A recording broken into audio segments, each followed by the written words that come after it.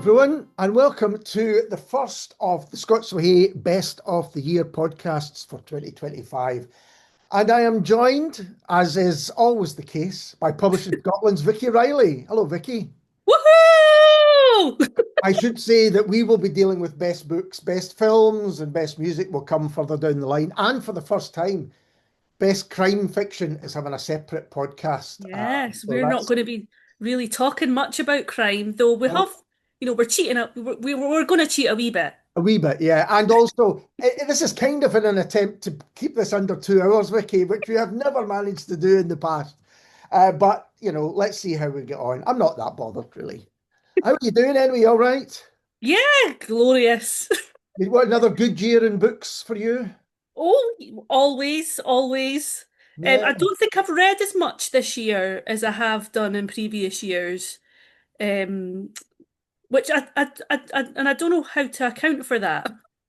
Too busy, I guess, just too busy. Okay, well, let's start with yourself. What's your first choice? We're going to pick, we should say, we've got 15 books each that we're going to pick and talk about. We may mention a few others along the way, who knows? But that's the plan. Let's see how we go. Your first pick, Vikki. Okay, well, I'm going to start with fiction. I think I've read more fiction than anything else this year, Yeah, actually. me too. So, and I'm also going to start with the first Scottish book that I read this year. I've not got it with me, so I can't do the usual holding it up to the camera, but I think I lent it to somebody. I went looking for it this afternoon, and I couldn't find it. Like my glasses, they seem to have it seems to have gone walkabout. Anyway, the book is Alive in a Merciful Country by A.L. Kennedy. Ah, well, I'll hold my copy up here Okay. and see it. Yeah, absolutely. Yeah.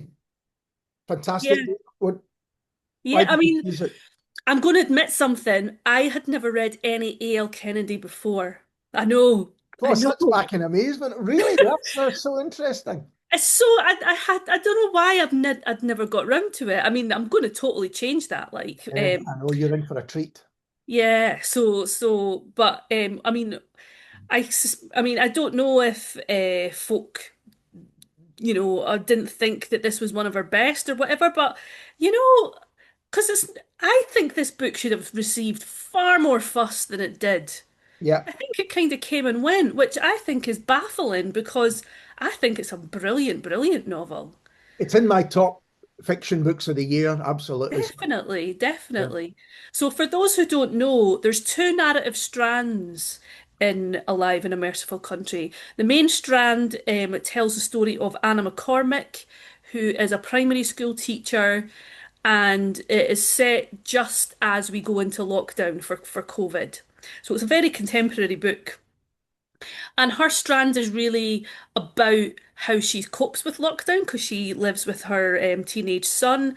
And she's also got a sort of burgeoning romance with a character whose name I've forgotten. And so it's all about her sort of issues with trusting where this relationship is going to go and all that kind of thing because she's kind of been burned in the past Yeah. with the men in her life.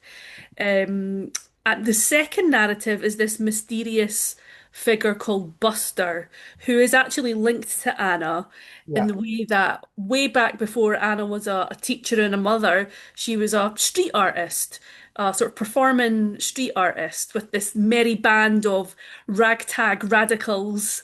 Though in terms of radical politics, they were pretty they were pretty sort of low in the sort of you know terrorism stakes.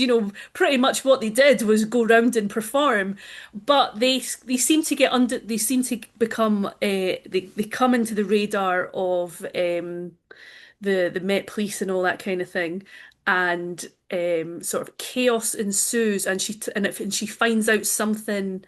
There's a huge betrayal Yeah. with this ragtag bunch of performers, and that's linked with the second narrative of this guy called Buster, who seems to be an assassin, like a sort of mercenary assassin type, Yeah.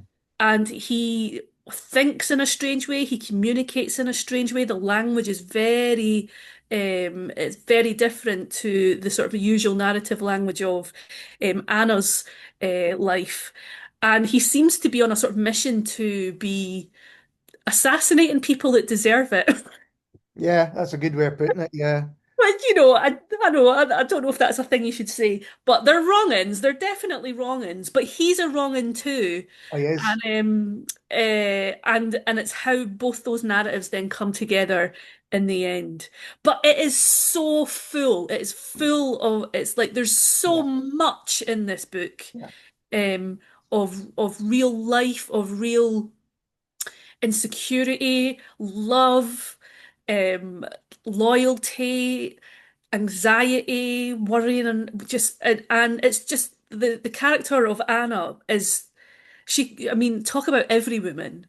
And the She. relationship with her child is brilliantly, beautifully. Oh yeah, yeah. They have such a fantastic relationship, and the way they sort of navigate COVID lockdown together is just lovely. And but it's also a total state of the nation Yeah, very um, much so. novel, which is why I don't understand why, it's not being talked about in every single roundup for Yeah. 2025. Yeah. It's about the abuse of state power. It's about how, I mean, COVID is still a really raw example of how the state completely let you know, the general public down. I mean, sometimes I can't believe to myself that why have we not been rioting in the streets? It's interesting what you say. It's got some incredible depictions. I think some of the best depictions I've ever read of what it's like to be at the Edinburgh Fringe.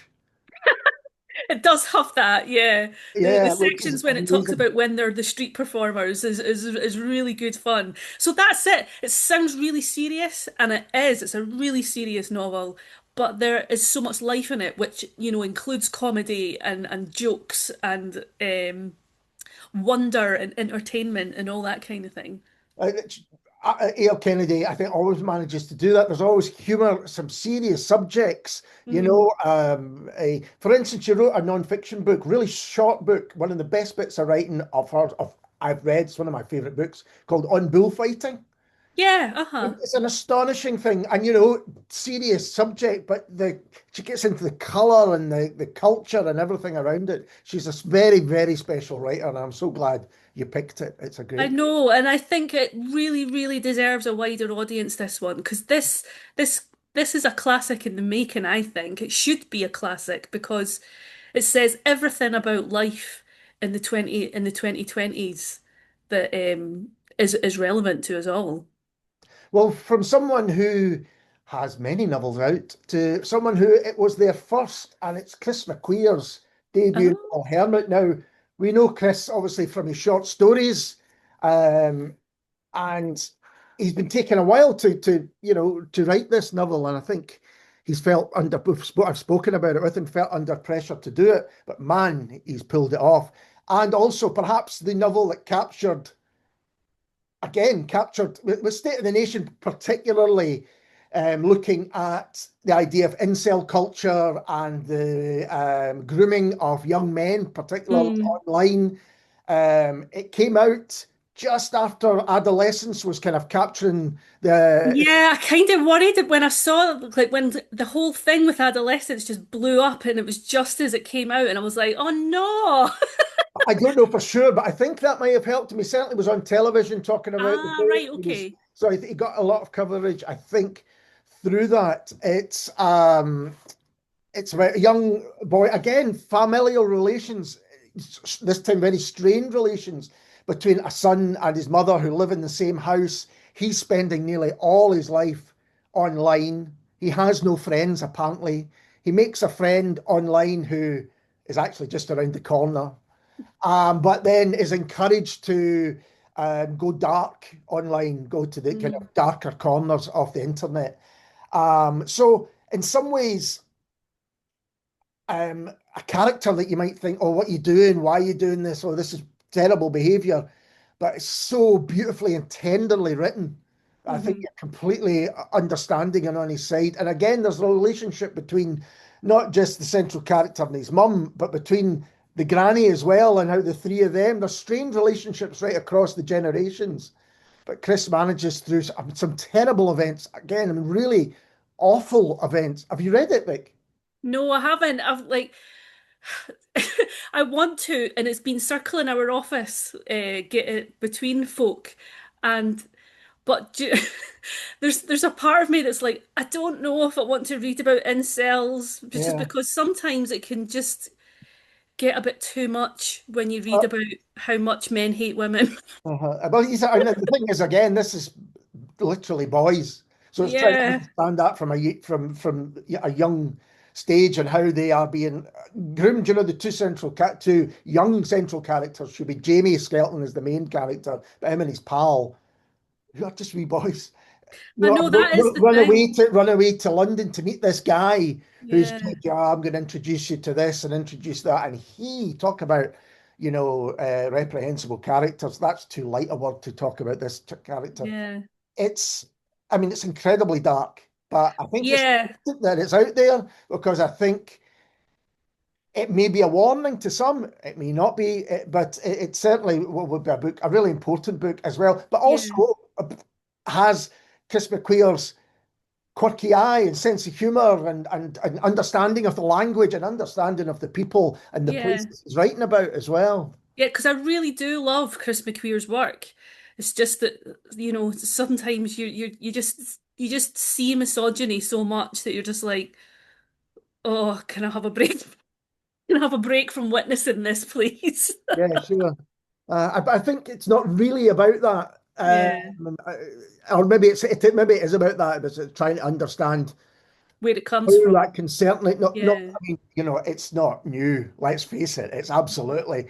But this is particular about young men who feel these guys are not going out and meeting in the park no. or having cider and whatever it might I be. know. It's so weird to think back to those kind of teenage lives and think that was the more wholesome. Yeah, yeah, absolutely. It's a fantastic novel. It's well written, although having notably, I haven't read it a second time, and maybe that's telling in itself.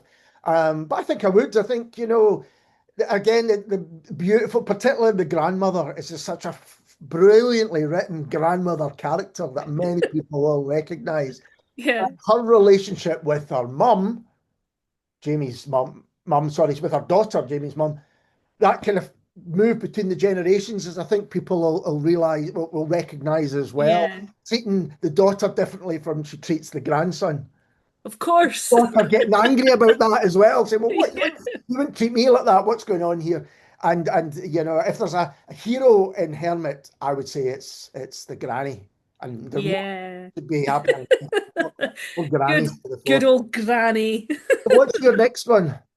Next one is another book that I've not got with me because I've lent to a pal. And it's another book that I read fairly early on in the year. And it's another book that I think, I don't know why it's not received like tons of plaudits and lots of attention because it's so brilliant. It's A Granite Silence by Nina Allen. I don't know this at all. It sounds lovely. Um, well, I mean, we've chatted a couple of times about Nina Allen's previous books. That's right. So they're always a little bit strange, a little bit gothic, a little bit horror-y, a little bit speculative. But I think with The Granite Silence, she's really like just gone for something, and it's just fantastic. It's really hard. Is it really hard to describe? So ostensibly, it seems as if it's a true crime book, but it's not. It's a novel.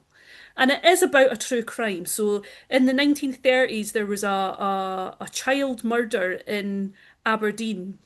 Right. A wee lassie called Helen Priestley. I think she was only about like 10 years old or something like that. And it turns out that she was murdered by her downstairs neighbour, a woman called Jeannie Donald. And so obviously, not only child murder, God, and then also, my God, it was a woman that did it. So it was a really famous trial. It was a really famous case at the time, this this death. And though it's not one that I knew anything about before I read to this book, so you think it's going to be just a sort of like a sort of fictionalized account of a true crime, but it is so much more than that.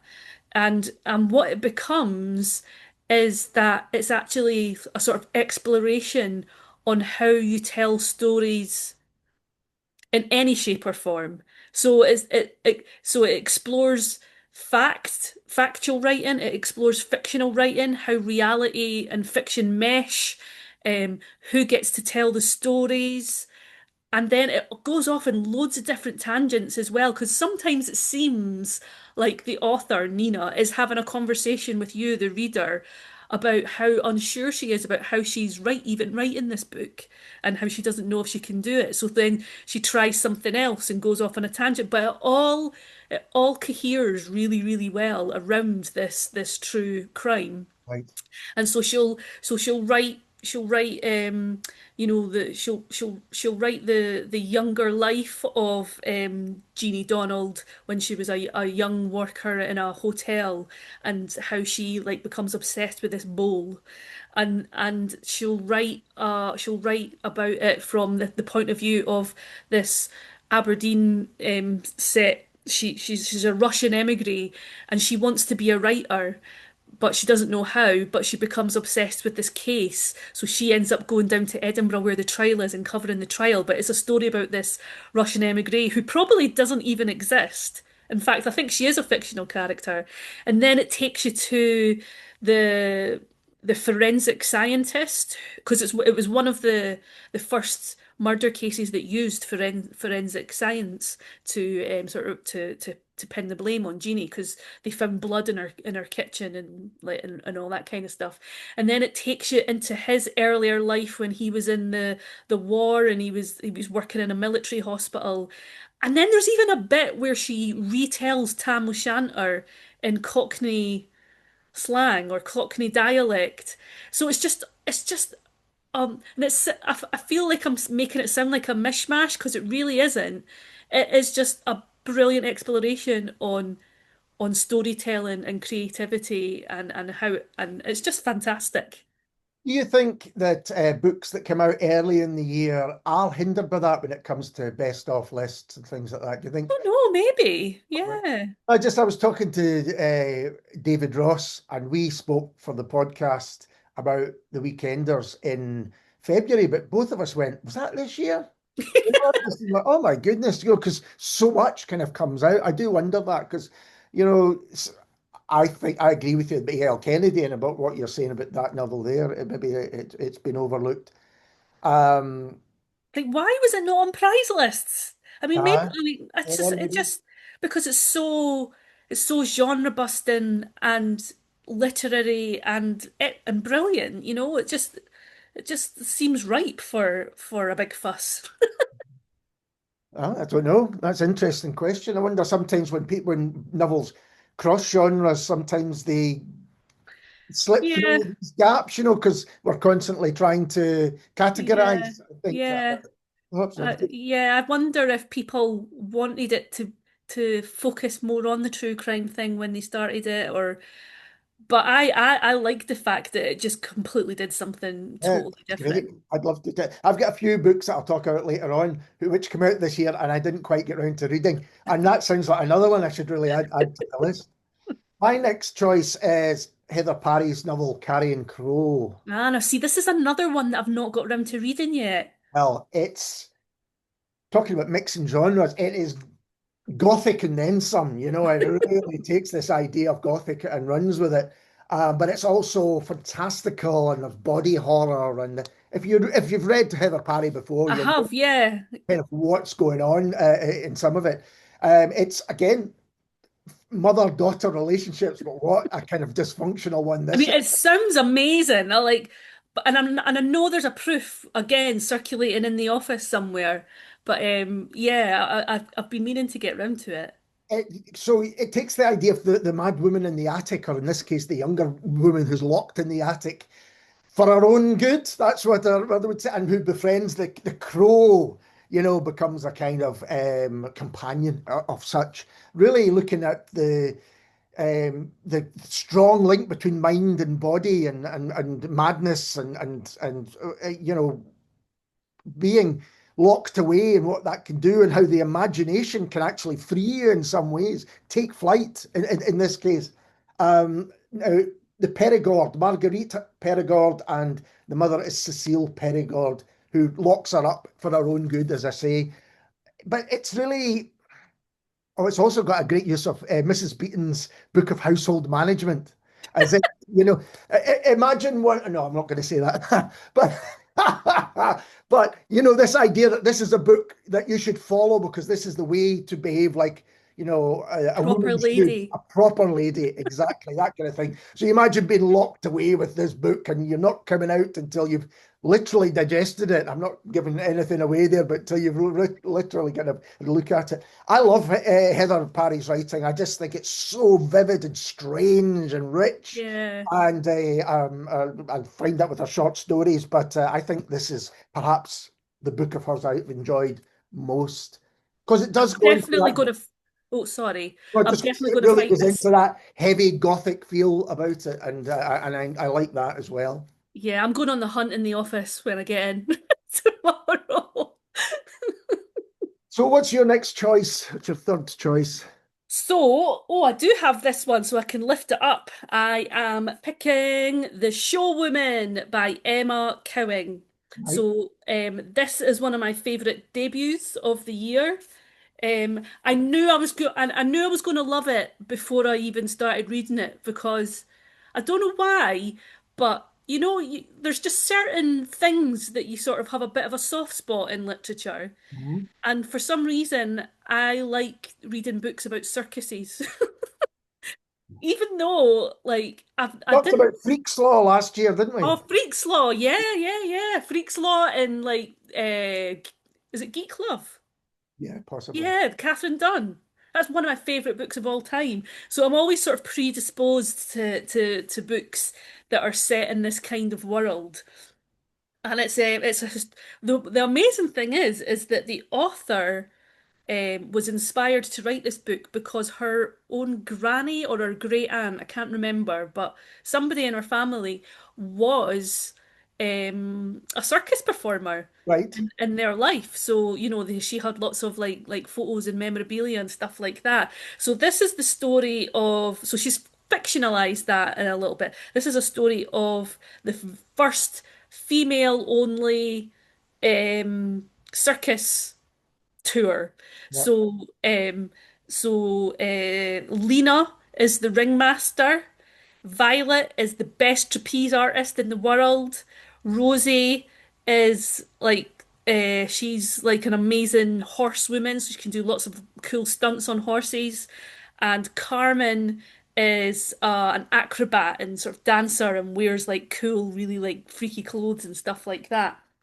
And all of them have got like sort of really secrets from their past. And all of them are also causing ructions um between them and a rival circus act, a more established sort of circus act that tours around the country. And the woman that runs that circus, though that has all sorts, that has men in it as well, and animals and all those kinds of things. Um, she's been doing this for a long time, so she really resents this, like these like Johnny come latelys that are taking over her patch. But it's just a brilliant story of friendship and camaraderie and found family and like looking out for each other. And then the most horrendous tragic things happen in the book as well. So it's just full of drama and full of like secrets that you find out about folk and about the past, and it can be really dark in some places because all four of their lives have not been, you know, a basket of roses. And it was just so brilliantly done. I think it was, yeah, it was just a lovely, lovely book, and I totally raced through it because it was just such good fun, even with the darkness, the sort of the true love of togetherness and humanity totally shone right through it. And that sounds like another brilliant book. Remind me what the title's called. It's called The Showwoman by Excellent. Emma Cowing. Excellent. Now, next, I've got a book which I know you wanted to talk about as well, so we can probably both jump in. One of my favorite, well, these are all favorite books, that's why we're talking about them. But Michael Pedersen's Muckleflugger, which is an absolute joy of a novel. If people don't know, Muckleflugger is the lighthouse, most Yeah. notably. Is that right? That's Well, do you know, until this book came out, I didn't know whether Muckleflugger was real or not. It was only I assumed when I saw this novel that Muckleflugger was an imaginary place, and then I Googled it, and it was real, and I was like, oh, absolutely. In fact, it features in another book that I'll talk about later on as well. But the again, we're looking at family, familial relations, really, and a kind of cuckoo in the nest. Is that the right term when someone arrives? yeah, So you've yeah, got Us that lives on this island with the father, the kind of yeah. classic, old school, almost west coast of Scotland, not Highlands I was United. just thinking, I think Presbyterian is That's too the word light I a was. word. Yeah, Like, there's it's way too on light a word. He's like Presbyterian. beyond Yeah, Presbyterian. absolutely. Yeah, absolutely. Um, and then there's this fantastically talented son, and they have this close relationship on this island where there is, I mean, it's kind of just them, isn't it? And really, and, with one person coming to visit, and then into their lives comes this almost fantastical character in so many ways from Edinburgh, who, when we meet, makes a decision which is a striking decision to go and changes all of their lives. But Yeah, what really made it for me was Michael. And most people will know Michael Pedersen, I think, as a poet yeah. for boyfriends and stuff like that. I mean, the language. This is just someone who just revels in language. It's coming out his every pore. He cannot help but celebrate language in every single way. And this is a novel which does celebrate it absolutely. What I did you? know. It's like it's so rooted in real emotion and like sort of Absolutely. real life, uh, darkness and tragedy and all that kind of stuff. But because it's written in this such lyrical, poetic way, it almost feels like a fairy tale. Yeah, And absolutely. It's got that feel to it. Yeah, so it's just joyful because even though there's real danger and real heartbreak and all that, tragedy as well at the heart of yeah, it. totally. But it just feels so open and wondrous at the same time, which is a really amazing thing to pull off.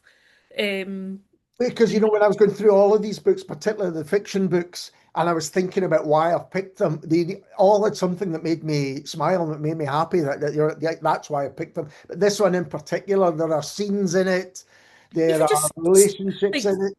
just turns of phrases, like you're just like that's such a great way to describe that thing. Yeah, absolutely. And it is um, it is emotion expressed like few others manage. And I think that's Mm. what Michael does so well. And I all his know. writing, he manages to express what you maybe are feeling or can empathize with, but don't have his words. You might have some words, but you don't have his words to do it. Yeah. Like Oos is one of my favorite characters Mm. of the year. Yeah, I would agree. I would agree. And I love how he kind of changes in other people's company as well. Yeah, like in the beginning you think he's sort of this sort of naive, sort of la la la la head in the clouds with his imaginary friends and all that kind of stuff.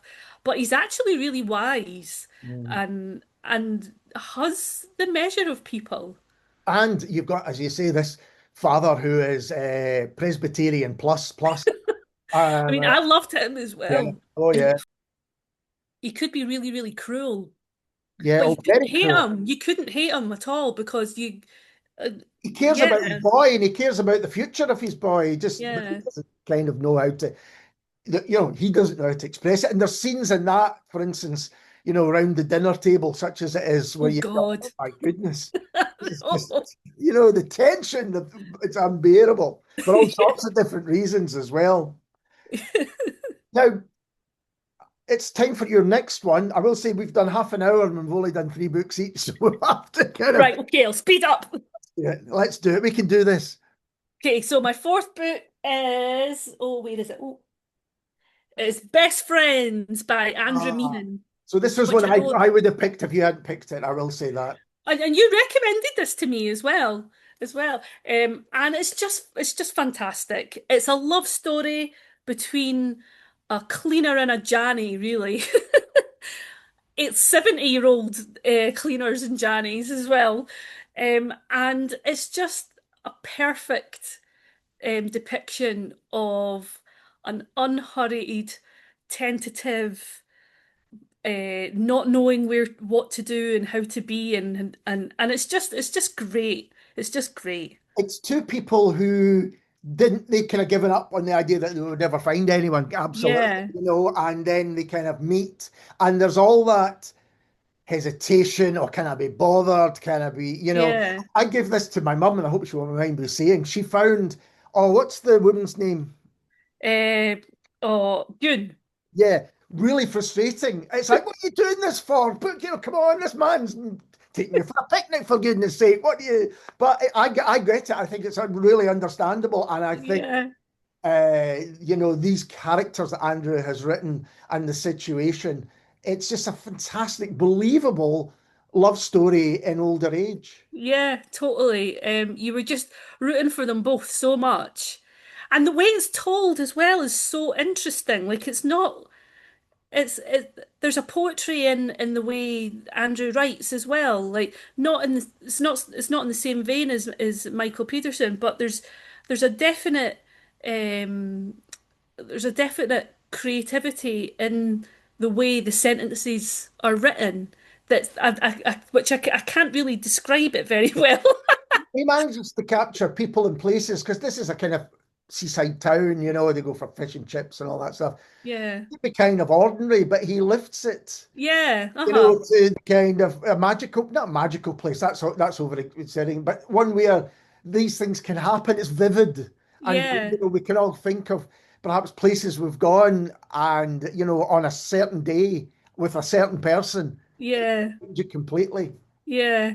And then there's some shocking moments as well that come out of nowhere as well Yeah, yeah, that definitely. change the story, and you're just like, oh my God. So it's surprising, it's tender, it's funny, it's just lovely. I agree. Well, talking of tender, my perhaps the most human in terms of the characters and the way they interact is Karen Campbell's This Bright Life, set in Glasgow. It's, let me get this right. It's young boy Gerard, who is his mum has her own issues. He's basically looking after his daughter, and one day he's out and he makes a mistake. And that's all I'm going to say because I don't want to Yeah. spoil anything. And from that, there are consequences for everyone. And plus, he then meets this older woman. The story's told in now. This was read right at the start of the year, but there's 3 different strands, I think. And you've got Gerard, you've got an older lady, and you've got the kind of middle aged. That's probably too much. You're probably younger than that. Who is moving to the East End. It's nearly all set in the East End of Glasgow, the vast majority of it. Although some was set literally out my back window here in Oh, Scotland. really? There's a story there that if you want to know about that story, listen to my podcast with Karen Campbell and you can find out. So some of it is set in the south side of Glasgow as well. But you've got this character, Gerard, who ends up being looked after by the authorities. His sister's taken away to live with a different family. He's fostered by a family around here, which is why. And it's just so beautiful, the way that that Karen cares about all these characters. I think that's the thing about all of her writing is no matter who she's written about a wide range of people. There's care and love for each of them, and there's kindness. There's kindness at Yeah. the heart of her writing. Yeah, she's strikes me as a writer that likes people. Yes, absolutely, and wants to think the best of people. Even when Yeah. perhaps things have gone wrong for them, wants to try and understand perhaps why things have gone wrong for them. Hmm. Wants to us to think about the stories behind often the headlines. So you might get a headline like, boy attacks woman or something like that, generic. Hmm. And you think, well, what are the reasons behind that? What's the story behind that? And it's to look at the story behind all of these kind of things that go on. I'm a massive fan of Karen Campbell's. I think she just gets better and better, and that's saying something because I know. you do. Okay, your fifth choice, please. Okay, so this is one of the first of my cheats because I'm gonna do a That's wee it's crimey not. shout out. I'm going to do the same next as well. That's absolutely fine. But the reason, so people know, is last couple of years we've done crime, and it's been me kind of doing a brief, like, top of the pops rundown. I'm like, it's fun. So I thought, no, I'm going to talk to Callum McSorley, who's written a fine novel himself this year. Yeah. So that will be coming up as a separate podcast. But I'm really pleased you've picked Alan Park's Gunner. Parks haven't Yes. read it yet, so I'm looking forward to what you pick. Yeah, because I have read a lot of crime books this year, but I've not really, cause, I usually put up on Instagram the books that I've read over the year, but I've not put them up because I didn't quite enjoy them. Mhm. Because I thought I would go for psychological thrillers. Right? Um, and I've discovered that I'm not a huge fan of that kind of crime writing because I mean you really have to you know suspend your sense of belief or whatever quite a lot in psychological thrillers. You're just like, do people really act? Is this? It just, I don't know. There's just something quite preposterous about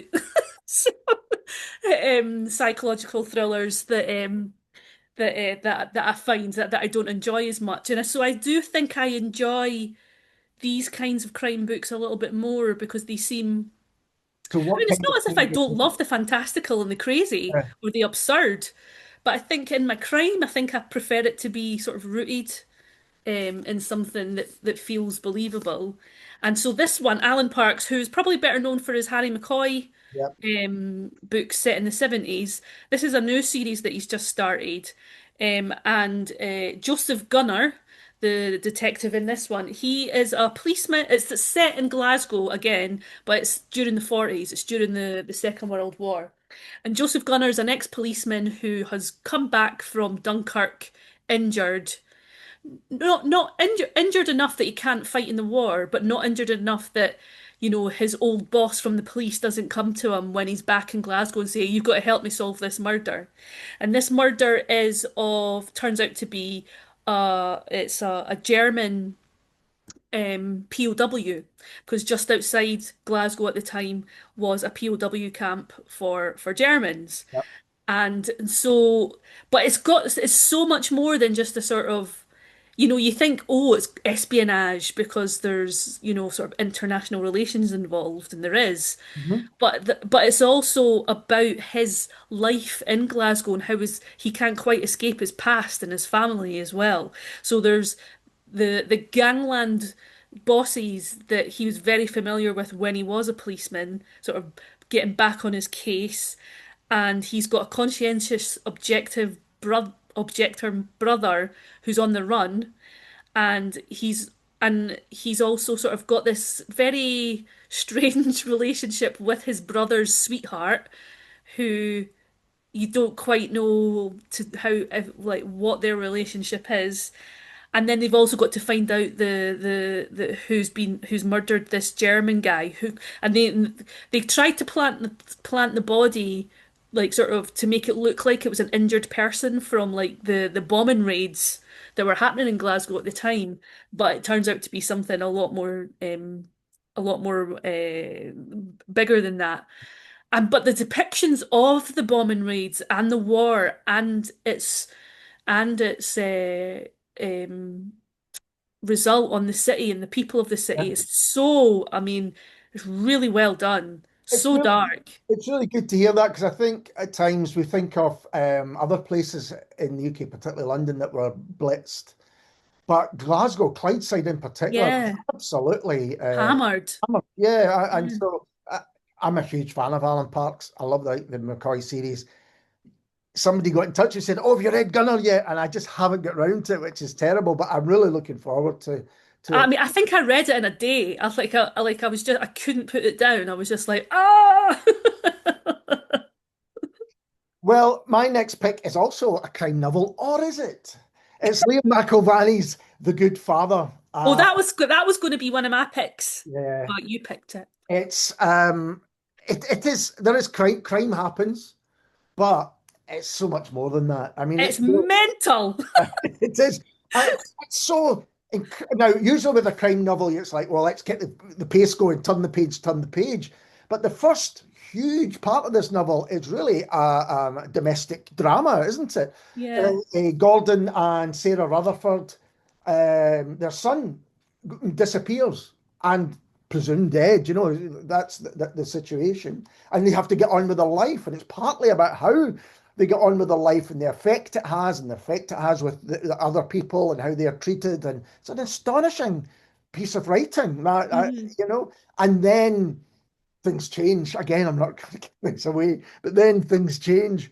Then it starts to pick up pace, and you go, "Oh, right, this is more crime-like." But I think actually the real triumph of the novel, The Good Father, is the depiction of, particularly of Gordon, the dad, the good father, if you like, and how he Yeah. comes to terms with his son going, and how he looks back on their relationship and all the possibilities and just how difficult. And Liam, I mean, it's pretty much the worst thing that you could imagine a Well, child. that's it. It's like, what is the worst thing that could happen to parents? Oh. What is the other worst thing that could happen to Yeah. parents? And so I'm a big fan of Liam McIlvaney's, but I mean, for me, this is just another level for him. Yeah. It's a brilliant, brilliant novel. And again, I managed to speak to him about it, and it was a fascinating conversation. Set on the west coast of Scotland, so you've got that relationship as well. Very vividly, you could go to the places that he talks about. Yeah, I just think it's for someone who's really known as a crime writer, Hmm. and this is still a crime novel. Yeah. I'm sure it'll be, included, but this is a different level. If you don't know Liam McIlvaney's writing, I would say get yourself a copy of The Good Father and get stuck I in. agree. So what's your next choice? I am going to go back to an old classic. Okay, And I'm going to pick The Hot House of the East River by Muriel Spark. brilliant. Now, I'm a huge fan of Muriel Spark, particularly ever since I worked on the centenary of Muriel Spark Yeah. project. And so I've read a fair few of her novels, but not all of them. But there's been a little bit another sort of spark of spark of interest Well, in I've her read this, recently. which is Electric Yeah. Spark by Frances Wilson, the biography. It's very, very good. Concentrates on the early years Uh-huh. childhood, and then growing up in Edinburgh, and then going to South Africa or going to Africa, and then but it's a very, very good biography if people want to Yeah. know more. And when I saw you'd picked that, I thought I would mention that. Yeah. So there was that, and there was also the Muriel Spark Letters book, edited by Dan Gunn. And there's going to be another Muriel Spark sort of creative look at her biography and work next year as well. I can't quite remember the title, but it's got something to do with a cat. You can't get too much spark.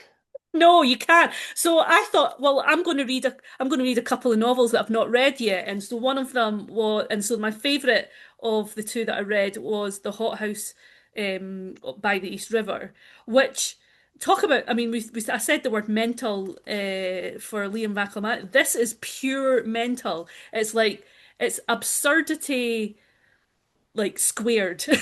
It's just, I, I think if people just know Spark from the Prime of Missing Brody, and many people will, yeah. so much more to I discuss. know, like she Um, has. It's like like Picasso has his blue period or whatever. That this is. I think this book is her sort of absurdist period, where I find it interesting that America influenced her most absurd books, because I think that with her change in scenery or something like that sort of there's like the London books, and then there's and so it's really a book about Elsa and Paul. They're a married couple. They met while they both worked in the Secret Service during World War II. And they now live in a fancy flat in New York. And and everybody thinks that Elsa's going a bit mental because, her behaviour's been is just a little bit strange to them. Yeah. She has a psychiatrist, and her husband's sort of a bit sort of dismissive. And to me, she just reads like somebody who's just like come to the end of her tether and just thought, fuck it. And so she just decides to like be exactly who she wants to be. But it's so much weirder than that, because they're convinced that a German POW, another German POW that died when they were spies, has come back to life and is sort of stalking them.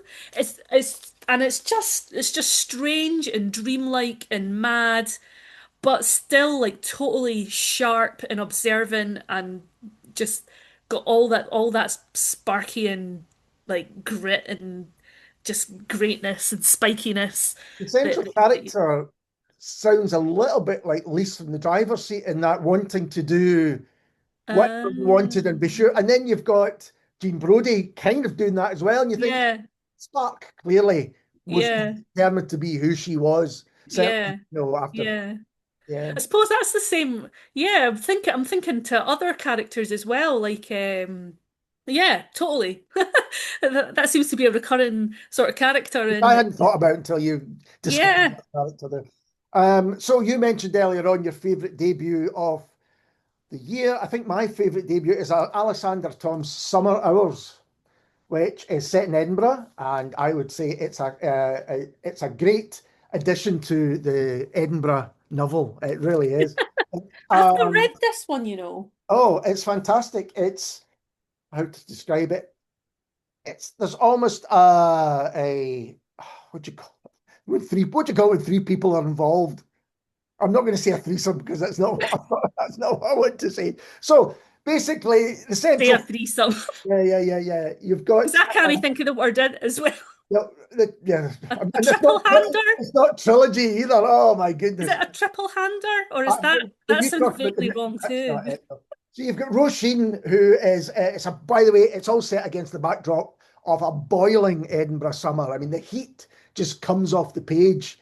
Everybody's sweltered and they're out late and they're you get this character Roisin who feels her life isn't going anywhere. She's got a job that she doesn't really like. She's spending these hot summer nights with pals, but she's not really sure if she likes them or not. There's people she kind of wants to impress, but she doesn't quite know why. And there's Eve, who's the person that I think she's infatuated by, cool. Yeah, that's everything that kind of she wants to be. But then there's a kind of rich person who's got her own flat, I think, in the new town of Edinburgh, and there's an attraction there as well. And of course, there's money there as well. But then she's got a connection with Eve as well. So these three people are kind of circling each other, if you like, in a very a intense way, Mm. really. And it's about kind of being young. You can imagine John Hughes could have made a movie this and these characters. Certainly, Danny Boyle could have made a film about these characters set in Edinburgh as well. It's just really vivid. The thing I love about it was it's kind of sparse with its prose, but direct, but everything just jumps off the page, and it reminds you of what it reminded me anyway of what it's like those years where the kind of summers last a lot longer than they do now, and the days would last longer. Midsummer days in particular, you could be out all night, um, doing what your man and Hermit should be doing, spending nights in the park with warm wine and cigarettes. Yeah, I just such a just vivid depiction of being young and kind of long hot summers, and perhaps that's a partly kind of nostalgic in a sense Mm. as well. But at the heart, you've got this kind of these three relationships, or these relationships between these three central characters, which and you can see them all making mistakes, and there's cringe there too. It's very understandable and human too as well, particularly for that. Yeah. I Yeah, really, I always do. I do wonder that, like now, if like Gen Z and the millennials and Gen Alpha, I forget.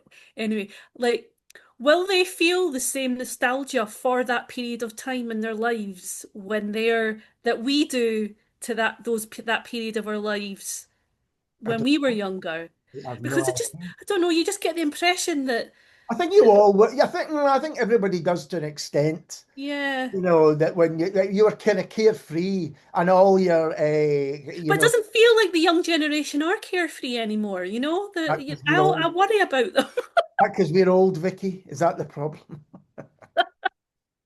Anyway, I really recommend some of ours, Alessandra Tom, and I'm really looking forward to what comes next from Alessandra Tom because this is a brilliant. Yeah, I keep going back to the word vivid, but it is absolutely vivid about that period in time. It's a And for good me, word.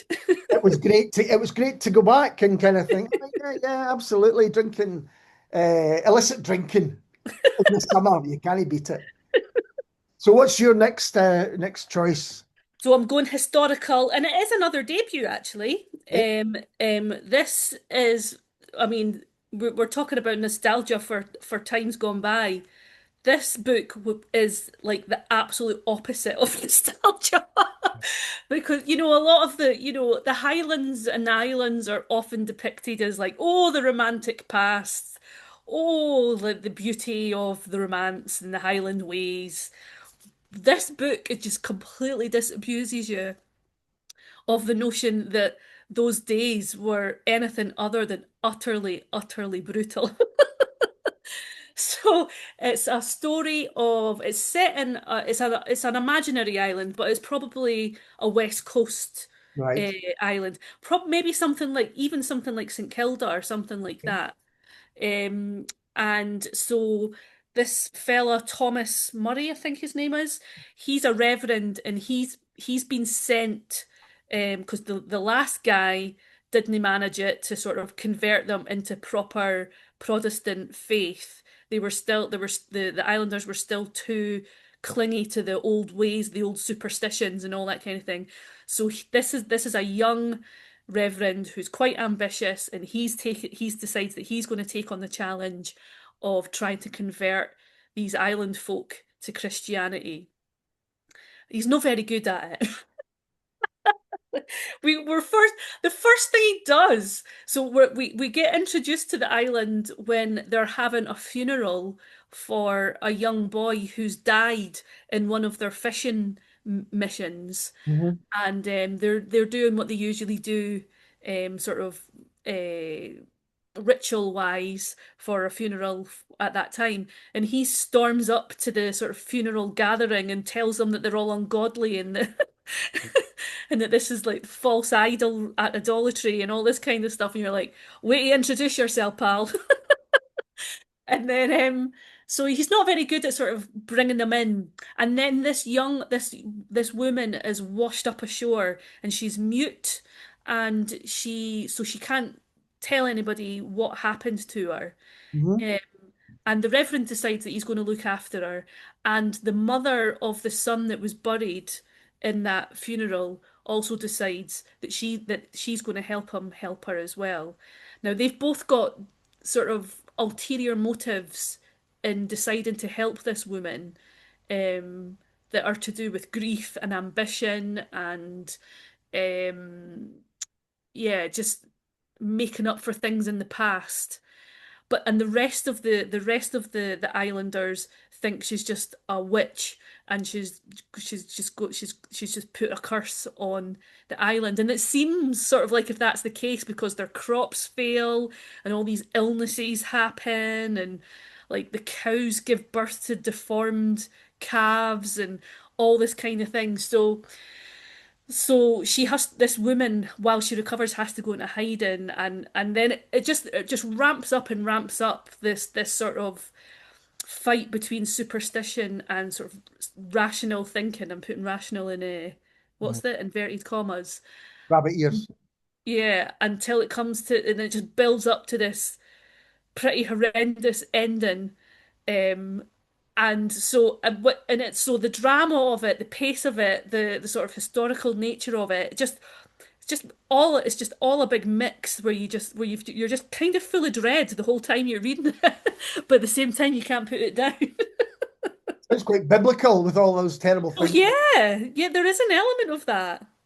Well, I'm going to shift my order a little bit to talk about a book which fits in what you've just said, because I'm going to talk about Graham McCrae Burnett's Benbecula. Yeah, yeah, yeah. I mean, So that's another one that really sort of makes it seem like really terrible to live in those days. terrible. Yeah. And kind of Muckle Flugga does as well, in a way.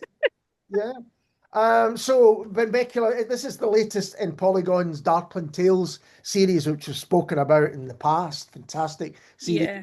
And it's the first one that Graham McCrae Burnett's been involved in, based again on real events and a real crime, which I didn't Mhm. know about. Uh, No. yeah, Angus McPhee, a labourer from the Hebridean island of Benbecula, brutally murders his father, mother, and aunt. And boy, does he brutally murder them. Oh, awful, awful, awful, awful. And the book itself is being recounted by Malcolm, who's the older brother, who's become a hermit in a place where there's not that many people to begin with. No. He lives in there's some fantastic images, as you can imagine, with Graham's writing, but he lives in the Skull House, you know. Yeah, and he's always going on about this skull, isn't he? Yeah, yeah, which reminded me of kind of Alistair Gray pictures, of faces, bodies living in skulls. So, yeah, he recounts this terrible crime, the situation of the family. Again, the rest, he's got brothers and sisters, I think. Yeah, they leave after this happens, but Malcolm stays. And one of the questions is, why does he stay? Yeah. Other people view him and how he views other people. And there's some odd relationships going on Oh as well. God, yeah. Oh God, yeah. And but he's such a fascinating character, as is, I guess, Angus as well, because you think about him and what he did and why he did it. Going back Mm. to Karen Campbell's book, why did this happen? These terrible I events. know because there's hints that that it's not just that he was evil, that something actually happened to him that sort of changed him slightly. There's kind of missing time, isn't there? That Yeah, cannot be yeah, recounted because Malcolm doesn't know and other people either don't know or won't say. yeah. But something happened that, but people had him marked down as a kind of not just a Roman. violent, but a dangerous one as Yeah. well. Hmm. But when I spoke to Graham about this when I first read it, one of my first questions was, how can we believe you that this is the real thing? Because of what he's done with his bloody project and other books as well, where he's, pretended, oh, this really happened. And apparently he's been to a lot of book events with this, and and he's, oh, you made the wrong thing That's so going back there. funny. It's like, Yeah. why do we have to believe him? Oh, It's exactly, imagination, exactly. baby. But I think people felt with his bloody project that he'd kind of, Yeah, some people did, there's no doubt yeah, he's had that feedback. But no, and there's actually a fantastic kind of detailed piece at the appendix, is that what you would call it? Where yeah. he goes into details about the research he did, and Hmm. heavy research for this book. So I mean, it is a novella. All the Darkland Tales are novellas, but wow, there's a lot going on in this. I mean, the That's the same with them psychology all. of it. You're talking about Yeah, psychological thriller and how that's. yeah. This is not that. This is No, something. like, because that's totally believable. Like, the motivations and or whatever seem like true and real to me in a way that sometimes in a couple of the psychological thrillers I was like, oh, come on. It's a fantastic book. Yeah, I'm a huge fan of his writing. Anyway, Yeah. this is. It's a little. It's a little. Gem. It's a gem, and it's kind of condensed Graham McCrae Bunn, Yeah. and it's fantastic. It's kind of all the better for it, I think. Yeah. What's your next choice? Well, I'm staying with the dark side. So am I with my next one. So we can. So, and again, it's historical too. And it's Hawthorne by Elaine Thompson, which I've left in the office as well. So I've not got it with me to hold up. So this is like it feels like it's like a good old-fashioned Victorian ghost story Really? plus plus a tribute um to the sort of Victorian sensation novel as well, in which like people do like like crazy things, and you're just like, and you wonder if they're mad and and all this kind of stuff. And funnily enough, it really lends itself to being talked about after the Graham McCrae Burnett book, because it's very similar um, in construction to his Bloody Project, in that right at the very beginning, we're told that the main character, Robert Sutherland, is writing this tale from an asylum because he's been declared mad, and so he wants to write down the story of what happened to him to show that he's not mad. And he's a cartographer for the Ordnance Survey, and it's the first time that they went up to the Highlands. It's the first time when the Ordnance Survey folk went up to the Highlands to map the Highlands, and he has this sort of funny vision when he's on this sort of bogland, and he falls into the bog and sort of nearly dies. And so he's taken to this sort of big mansion house, leased house, to recover. And while he's in this house, he still continues to see these visions. These sort of, he has horrible dreams and he has these visions. And so he feels like, something bad is going to happen. And and it's all I can't quite remember actually this bit, but there's another link like Muckle Flugga to Right, Robert Louis Stevenson, right. where sort of Robert Louis Stevenson makes a sort of cheeky appearance or some kind of. I've forgotten that detail of it, but I remember when I was reading it at the time thinking that it was a really brilliant detail. And then it harks back to a secret from his past as well, and actual very real people who have done really, really bad things in the past. And it all comes out, and then he's sent off to the asylum. But you're not quite sure by the end whether he has gone mad or has done something bad himself, and this and so he's like the total epitome of the unreliable narrator. Remind me the name of that book again. It's Just called Hawthorne, right. by Elaine Thompson, and it's going to form part of a quadrilogy. So she's writing sort of ghost stories that are all set against the backdrop of a particular seasonal moment in the calendar. So this one was set against, like Samhain, Halloween. What's the Yeah, yeah, yeah, yeah. Samhain? Is that what you say? I can't remember. It's the words that, Scottish people are supposed to use. Um, and so the others are going to be like different turns of the season, and linked to that. So this is why this one's like a total like really good sort of ghost story, and about that blurring of the lines between the underworld and the real world. Talking about unreliable narrators, my next choice is Ewan Morrison's For Emma. Oh, right, okay. Again, a book I don't think has been talked about in any kind of end of year lists or many that I've Yeah. read. Or I mean, it's an astonishing novel. Some of the books we've mentioned have touched upon grief. This is heavy with grief. It absolutely is. It's about someone who loses his daughter, and his grief, his painful grief, turns into the need for revenge. He hears Emma, the father hears Emma talking to him, believes she's encouraging him to kind of do what he ends up doing.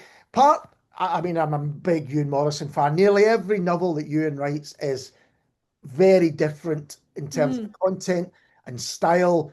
He often looks at things which, I mean, he goes deep into everything that he does. You just need to kind of follow him on social media or speak to him.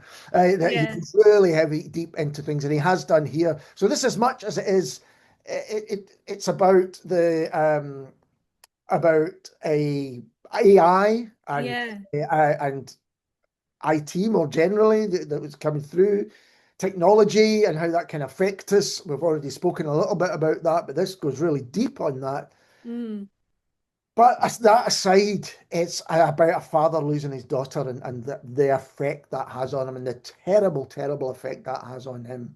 yeah. The structure of it is brilliant. You've got an editor receiving manuscripts and thinking, what's this? What this has come across my desk, and then kind of becoming obsessed with these manuscripts and realizing, oh, you should get rid. I think she gets an email saying, if you've got any of this, get rid of it. She takes it home on a hard drive, and then at the end, bits are redacted. So you're starting to think, what am I reading here? Has this been what? Am I not allowed to have read this? And it's a thriller. It's absolutely a thriller because here's someone that's going to plans to take great revenge on those he blames for the death of his daughter. Hmm. Oh, in part blames himself, in no small part blames himself. And you've got this character of Emma as well, who is there, who is talking to him, who creates this unreliability because he's not sure what he's hearing and why he's hearing it, and all of those things. Which is amazingly prescient considering, I mean, I don't know if you heard that horrific story this year about a poor boy that killed himself because of ChatGPT. Yeah. So it's just like, there the sort of ramifications of this technology is And we you s- yeah. regularly posts about AI and Mm-mm. the dangers of it and the problems of potentially with it. And he doesn't just do that without thinking about it. He really goes, he's always done this, you, and I've known him for a Yeah. long time. And whatever he talks about, he's kind of ahead of the curve. It's How he yeah. talks about it and how much he knows about it. He's a Yeah. wise man to kind of listen to early on because you think, oh, okay, oh no, this is coming No, you're soon. like, do I really want to know this? Oh. I just think he's a brilliant writer. And Yeah. really, for all that, this is a kind of a investigation into the terrors and the possibilities of technology. It's very, very human at its heart. Mm. Painful sometimes to read about how this man misses his daughter, and Yeah. really moving for that reason. What's your next choice? Well, I will go on to something completely different, but I'm still in the historical fiction vein. Right, And The Salvage by Anbara Salam. Now, I think a couple of years ago I picked her debut. right. Um, oh God, Spirits, Hazardous Spirits, which was about sort of mediums in the post First World War era. This book is set in the sort of infamous winter of 1962. So I don't know if I don't know if you know this. You probably do. Don't know, but 1962 was one of the coldest All right, winters okay. that on record. And so it stars this young woman. She's called Marta Curie, and she's a sort. And so in the early 60s, she's quite a trailblazer because she is a marine archaeologist, which isn't your usual job for a lady at that point. And she's sent up to the north of Scotland because this boat that sunk um, in the 19th century has been brought back to the home of the sort of descendants of the guy that sailed the boat back in the day, and because those descendants they're like the rich landowners of this Highland or it's northeast actually Right. Scottish place. So they've like put all their money into getting this boat brought back into at least as near enough as they can to the coast for Marta to go down and investigate and try and see if they can bring up objects from the boat. And more more present is his body. They want to see if they can bring his body back up to sort of give him a proper burial and all that kind of thing. So she goes down her first excursion in her scuba gear, and when at the end of the dive, she feels like she has seen somebody Yeah, else okay. in the boat, and she's like, "What?" So she's a bit freaked out by that, and then the second time she goes down, um, all the objects that she had earmarked to take back to the museum have vanished. So but she can't tell this rich family that these things have vanished, because then she's worried that she'll get fired and she'll, like, be in her organization will be in disrepute and all that. But it also turns out that she's got a shitload of secrets herself about how she had a well, is that a spoiler? She had an extramarital affair before she came up to the dive, and her marriage is in deep, deep trouble. And then the Cuban Missile Crisis happens. So the whole town end up in the bomb shelter, and but they exclude her. They like put her out into the sea because they didn't trust her, and Put it out and into the sea. not into the sea. Sorry, I don't know why I said that. Put her out into the street. That's what I Right, meant to okay. say. To be like, we're no protecting you. Okay. And then other weird things start happening, weird nakedness and behavior. I mean, it's weird because it's told with like seriousness, but at the same time there is such an air of ridiculousness about it, but not in a pejor. When I say ridiculousness, I don't mean that in a pejorative way. It's just such a mad story with the Cuban Missile Crisis, and then they all get snowed in, and then there's all this crazy behavior, and different people from the village turn out to be quite insane, and it's just one of those mad books. I guess if you think Russian missiles are coming, then craziness and Well, nakedness. I know, well, that's the thing. That's the thing. It's just like, well, if we're all going to die, let's just have an orgy. Is a lesson to live by. I am going to move on to non-fiction now, and All I'm right, going to okay. talk about Peter Ross's Upon a White Horse, Journeys in Ancient Britain and Ireland. And it's one of his, I don't know if people know that this is what he's calling them, fox books, because on the cover of the last, there's always a little fox. Oh, I didn't know that. Oh, I didn't know that till Peter told me about that himself. So this obviously follows on with the Tomb of the View and the other one, which name escapes me. Um, and so it's People again, chasing. that's it, steeplechasing.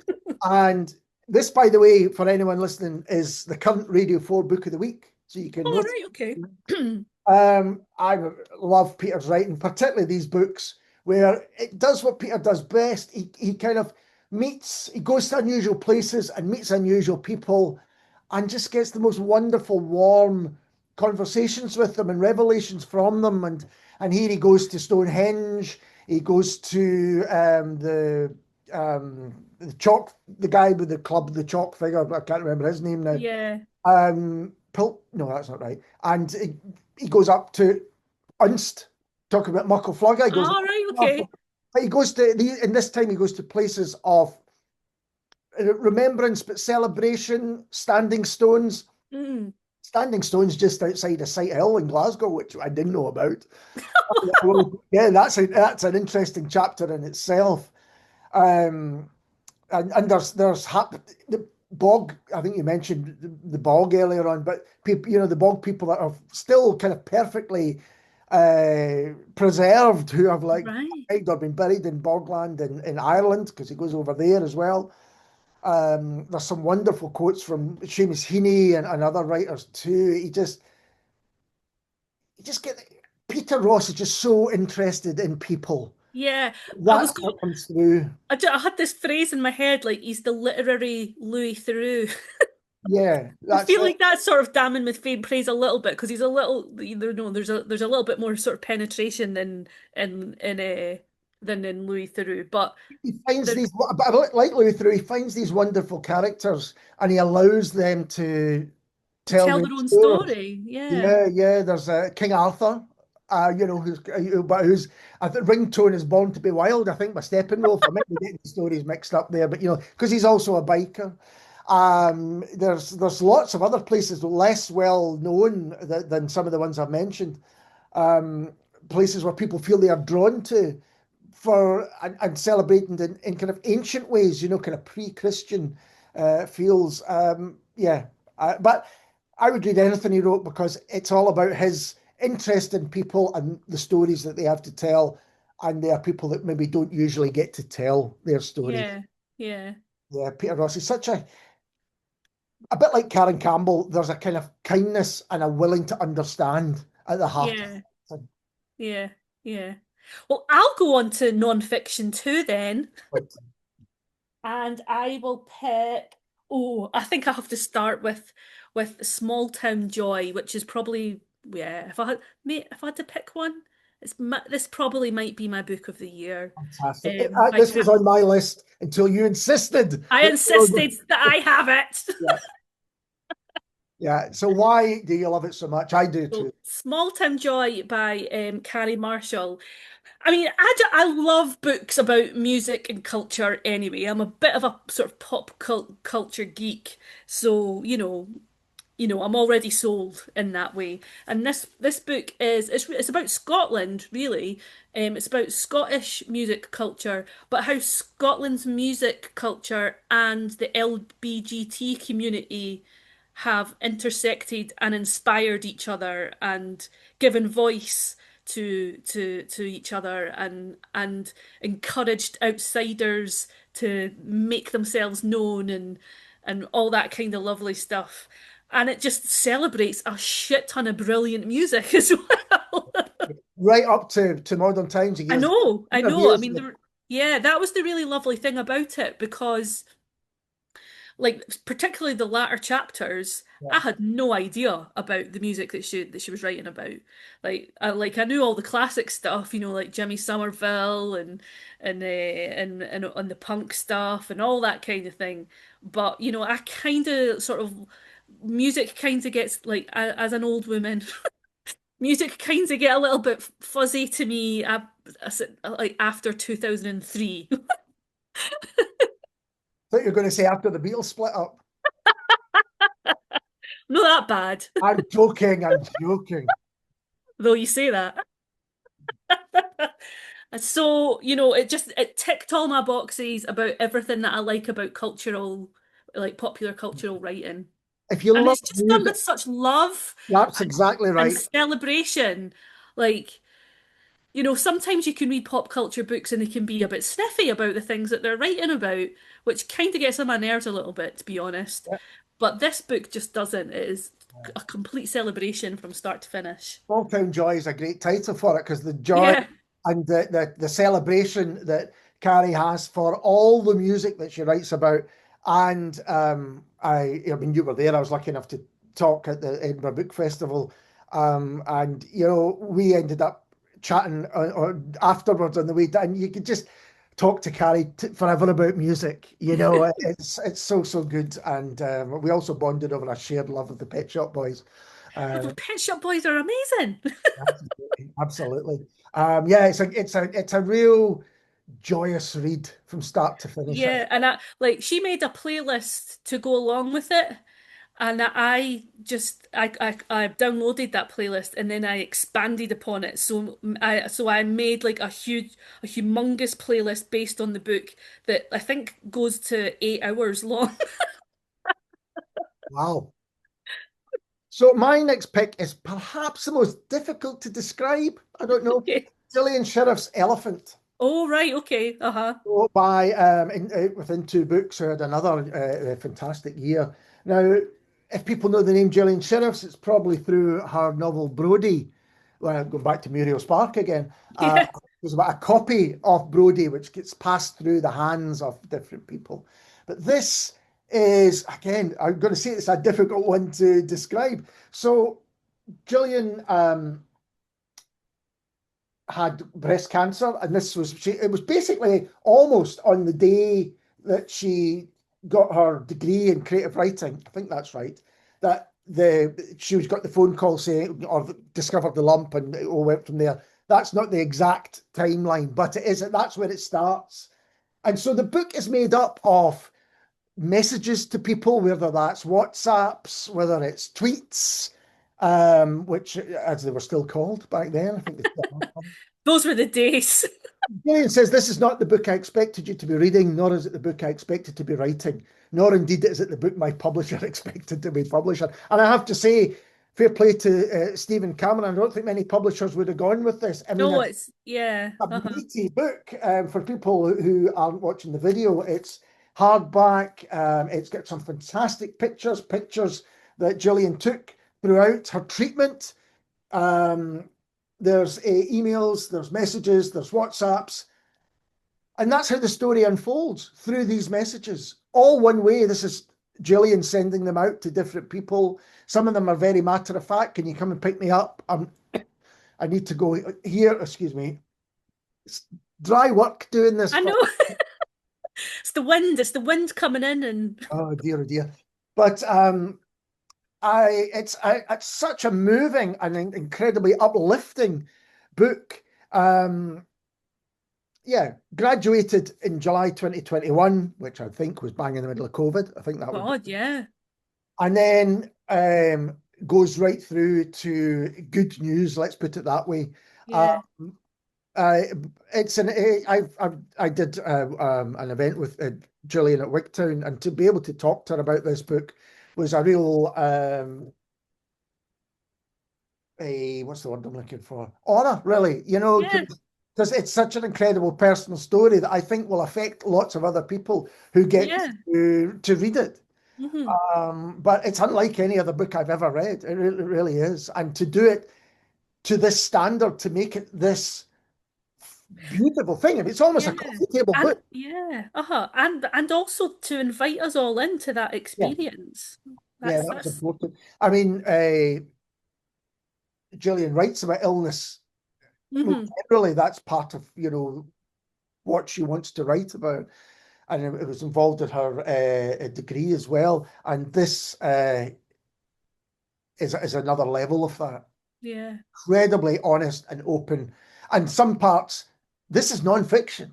This isn't, this is really what happened. Yeah. A in tooth and claw, if you like. It really is as honest as you can get. But for all those reasons, it's uplifting to read and uplifting to hear about as well, to hear Gillian talk about as well. Brilliant. I'm sticking with pop culture Okay. to go from the real world Yeah. to pop culture world, and my next choice is Caroline Young's Single and Psycho. One of the books I have got and haven't managed to read, unfortunately, but I really mean to. Oh, it's really good. I mean, it's really good. It's really personal as well. Like it isn't actually just a pop culture book, because I mean, and it is that, and it takes you through, from sort of Dickens, Miss Havisham, all the way up to even how we write about like Taylor Swift, for Yeah, example, now, and it sort of explores all the sort of tropes of the single lady throughout the decades, mostly through film. So, and I'm not a film buff at all, so it really made me want to watch a shit ton of films because I've not seen a lot of the films that she talks about. But I mean, they also are mental. Like you're just like that. What? That's how they depicted single women. What? Eh? They actually said that. That character said that, and it goes, through all the sort of gamut of like, the bunny boiler, the girl next door, the femme fatale, the lonely spinster, the trad wife, like every single sort of two-dimensional. The Manic Pixie Dream Oh, the Girl. manic pixie dream girl, of course, gotta have the manic pixie dream girl, Absolutely. and all those very, you know, one-dimensional representations of women in popular culture. So it's really it's good fun, just in a sort of eyebrow-raising way, like what? And but then all the way through it, she actually writes a more personal story of her life, and particularly of her relationships and things like that, and how how these depictions of women actually do infect the way that you go through your life. Yeah, So I mean that makes it sound really serious, and it is, yeah, but it's good fun as well. yeah. Now, you mentioned films there. It's almost as if we've planned this, Vicky, but we haven't. But my next one it's Scottish Films by Mark First, All right. an irreverent guide for movie lovers. This is out with Lewis Press. Again, for those who are not watching the video, it's a mighty, mighty tome. And it Yeah. really is a comprehensive coverage of Scottish film, the good and the bad and the in between. It's kind of starts out with, now let me think. I don't think it is completely in chronological order. I think it kind of jumps about a little bit, but you've got kind of various versions of Kidnapped going back to 1917. And the last book in it is Carla J. Easton's Oh, the documentary. documentary. Yeah, exactly. What's it called again? Since yesterday, the untold Since Yesterday. That story was a of brilliant film. Scottish fans, I think outruns one of the final films. It's really short. Each film gets a little bit of detail, how long it is, who did the screenplay, the leading cast, and then a kind of breakdown of it. Now, for someone like me, who just loves my film and the Scottish film in particular, this is just Manna from heaven. reading. It's essential reading. I love it. I go through it. I go through it again to go, oh, what did he think about that? There's so many recommendations that I didn't know in it, which is brilliant for me. I want to say thanks to Grant McPhee, a filmmaker himself, who told me about it. He said, oh, Ah, right, okay. and I'm so glad he did. And I've told a lot of other people who agree. Lots of little films that I have never heard of, and I can't wait to kind of see. But also looking at films I have heard of, and at the back, he has, just let me get this right. He's got a best 100. All right. He's also got a worst 10, which is fantastic. And are any of the worst 10, do any of them, are you like, what? Disgraceful. No, Or do you agree? I could kind of agree with. There's a couple I haven't seen that. There's a couple I definitely agree with, and I agree with most of his 100 as well. He's got fine taste. Mark Fuss. Yeah, really. If you like Scottish films, then this is essential reading. Scottish films, an informed and irreverent guide for movie lovers. What's next from you, Vicky? Well, you are going to have to indulge me for a second. And you were joking earlier on about, the Beatles. I was only joking because I knew this was coming.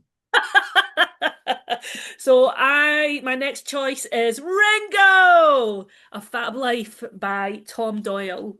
Just tell us who And I Ringo could, is. what was that, sorry? Tell us who Ringo is. Um, Ringo. Well, he was this guy. it is that Ringo, people, in case you were wondering. I mean, is there any other Ringo? I don't think there is any other Ringo. Yeah, I don't think there are any other famous Ringos. So he's one of a kind as Ringo. And this is a long time coming, this book, because Ringo, I mean, I will admit up front, I am absolutely Team Ringo. He is my favorite Beatle. I love Ringo. I did not know that. We've known each other a long time. I didn't know he was your favorite Beatle. He's my favorite Beatle. He's been my favorite Beatle since I was about 12 years old. Fabulous. And it's always ground my gears that he always gets treated as the sort of lucky fool that The guy landed on his feet. who kind of, yeah, exactly, found his way in. And part of that comes from the often quoted, he wasn't even the best drummer in the Beatles, Oh, which is see, that wasn't utter even nonsense. real. That was like, do you know, actually, I mean, somebody found out that it was Jasper Carrott that actually said that and not John Lennon. Right, okay. But then I think somebody fairly recently even went to investigate the Jasper Carrott thing and found out it wasn't even Jasper Carrott that said it. So, but John Lennon definitely didn't say that. So It's this not, this is written by Tom Doyle, isn't it, this book? yeah, so that's why I conclude it as a Scottish book. I like Tom's writing. He's a fantastic writer. Yeah, Tom Doyle is one of the best music journalists in the country, and he's written a fair few brilliant music books. Yeah. This isn't his first Beatle book as well. He wrote Man on the Run, about Paul McCartney in the This is a 70s. terrific book. I've read that one. It's brilliant. Yeah, uh-huh. And there's a documentary coming out soon about Macca in the 70s called Man on the Run. Anyway, so Ringo, it's not a biography in the sense that it's like he was born on 7th of July 1940 and and then it takes you all the way up to now because he's 85. The book would be pretty hefty. So it tells the story of his life in vignettes which sort of give away his character, his life story, his artistic contribution, and all sorts of things. But actually, it really rounds out Ringo's character in a way that should have been done years ago. But the fact is, even Macca had to withstand the brickbats of people slagging him off. He's kind of come round to sort of people realizing that he's a national treasure. There was a program recently on Sky Arts about drumming, about the greatest drummers, and every one of them was saying Ringo Starr as absolute, one of the greatest drummers of all time, no I doubt. know, like he's so influential, and because because he's not a flashy drummer, Yeah. folk think that he's a rubbish drummer, which is stupid. And it's incredible to think he was in this band with three of the biggest characters that pop culture, that any culture has ever provided in Harrison, McCartney, and Lennon. You know, But some, he was too. but he was, and I absolutely, but they were literally at the front of the band. So Yeah, they were the it's front almost line, and he's physically that was the reason that he was, yeah, sitting and he down and he all the time. and that's what Ringo says as well. Is like I wanted to play with the Beatles because I thought they were the best front line Yeah, in Liverpool, and yeah, and he completed the Beatles. yeah, That's the thing. The Beatles really weren't the Beatles until Ringo joined, absolutely. and he contributes to their songs in a way that I think is actually getting the recognition and the appreciation it deserves now I think so. because of his sort of idiosyncratic way of drumming. I also think these big Beatles documentaries that have been out, Yeah, I think that's helped put them all in a kind of greater context than just the yeah, snidey little lines that maybe came out before. yeah. I mean, there's still a fair few snidey bits. Like, yeah, sometimes folks still moan about them, which it, like you're not being edgy. You're not being edgy by slagging off the Beatles anymore. Come on. Anyway, but it doesn't just talk about the Beatles, it talks about his life after the Beatles as well, which can be quite hard reading. Um, though in the beginning, Ringo was actually the most commercially successful Beatle. Ringo and George like totally started the 70s as like the kings of the charts. They had top 10 singles, Yeah, top 10 albums, all that kind of stuff. And it was only in the late 70s and the 80s especially that Ringo's life really took a turn for the worst. And actually the way that Tom writes about those years, but more importantly about his life now and how he came through like his alcoholism and all that kind of thing to and the lovely thing about his all-star band tours and all that kind of stuff. It just really it's a moving tale because he so easily could have gone the other way and but he didn't, and he's really made a life for himself that's enjoyable, that's healthy, that's celebrated, and I don't think there's very many musicians in the music world that would have a bad word to say about him. yeah, He absolutely. seems to be friends with everybody. Yeah, absolutely. Yeah. So Similar. it's so and it's been great to see Tom like appearing on the podcast and things and really sticking up for Ringo and saying he's so much more than what's depicted as like this sort of northern do like that he didn't have an artistic thought in his Is that Thomas the brain. Tank Engine? No, that was Steptoe and Son. Because that sort of the theme song for Steptoe and Son has sort of got that sort of ploddy na na na na. Though Thomas the Tank Engine kind of saved him for a wee while, because that was that was when he was so I've got nothing bad to say about Thomas the Tank Engine. Absolutely not. And I'd like to read that myself because I think Tom does write about music as well as anyone else. My next choice, you were saying Ringo's in his 80s. Here's a man who's in his 90s. All And right. this almost had me greeting before I even opened the first page. It's Richard Holloway's Last Words, poignantly titled Last Words, because so Richard Holloway, how would you describe him? He was the primus of the Scottish Episcopal Church. But he's well known as a commentator, both philosophically, religion, culturally, a real Mhm. talking head, a real thoughtful man, a very kind and gentle man, it seemed to me, but a real religious intellectual, and I think those are rare, more rare these days. This is him reflecting on his life, particularly as a child in Dumbartonshire, very poor background. Do you know the films, the Bill Douglas trilogy? I've not seen them, but I've heard of them. So they're very much evocative of a certain time and place. Ayrshire, not so much Dumbartonshire, but a young lad growing up in poverty. There's a beautiful scene where he puts hot water into a cup so his granny can warm her hands. It's a beautifully shot scene. Anyway, there were scenes in this that reminded me of that kind of time. Probably would have been about that kind of time, actually. Um, I've always been a fan of Richard Holloway's writing. I think he's really thoughtful. A, Hmm. a public intellectual, people would probably run away from that term, but here's a man who, embraces it, and others should embrace it too. I think we should have more public Oh, intellectuals. without a God doubt. knows we need Without a them.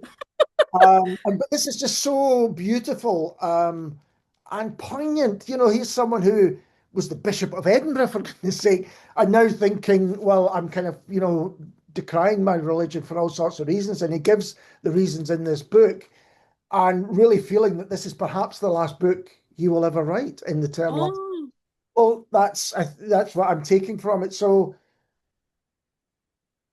it's an absolute. I didn't know what to expect. It's published by Swift Press. They sent me a copy. I didn't know what to expect. I knew it would be beautifully written, but it's mhm. just incredibly moving as well, and a real insight into time past, a real time past, and his strong, strong memories of it, and moving from place to place as well, and kind of to better, perhaps in inverted commas, better places.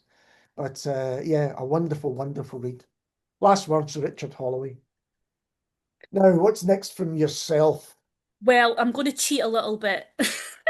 I'm sticking Again? with I'm sticking with the non-fiction, but I'm going to talk about briefly about two books, but they're very similar, so it feels like it could be volume one and volume two. So if you're looking for gorgeous coffee table books this Christmas, then I absolutely recommend both Art Deco Scotland by Bruce Peter, which Uh-huh. won a Saltire Award last month, and Brutal Scotland by Simon Phipps. Yeah. I mean, both of them are celebrations of architecture in Scotland, There's which a lot being written at the moment about brutalist architecture in yeah, Scotland. I'm guessing it's probably from this book. maybe it could be There because was of a this piece in The book. Guardian the other day which had I, lots of. yeah, that was a feature based on the book. Yeah, because a lot of people brutalism kind of gets a bit of a bad reputation as Not in our house. Me and my brother kids. absolutely love it. Andy Same loves here. it. Andy got me a little model for my Christmas of the College of Commerce in Glasgow, which is one of the things which features. So we're big fans. And the Dolan Baths in East Kilbride, where we used to go swimming when we were kids.